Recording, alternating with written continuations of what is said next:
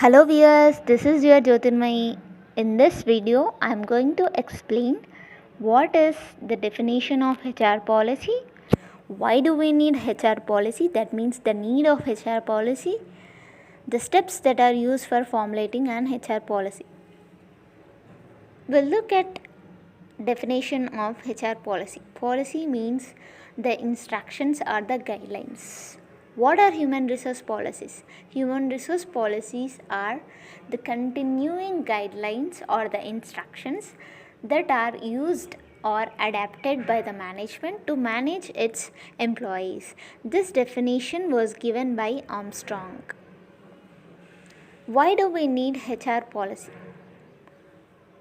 To achieve the objectives of the organization. Every organization has certain objectives. To achieve them, we need to have HR policy so that there will not be any conflicts. To bring uniformity in the decision making process, there will be different levels of management: top level management, middle level management, bottom level management.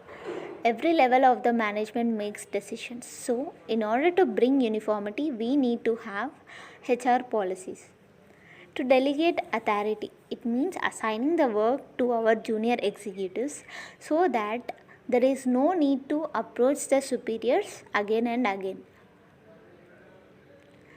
To achieve better control, if there is any sort of misconduct, it can be controlled. To guide the employees, HR policies always help the employees to achieve their targets and objectives and goals of the organization. It also guides the management. Steps for designing a policy. Initiate a policy. A policy will be initiated when there is a problem or when we have to improve the business. Uncovering the facts from the personnel department. We have to collect the facts related to that policy.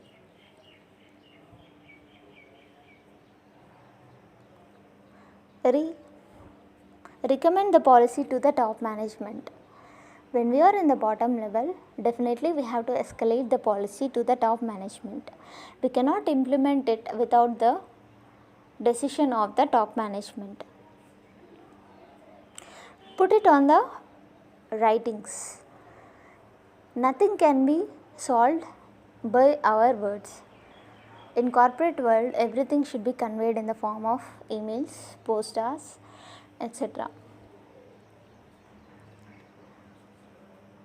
So, put your policy on a writings, explaining and discussing.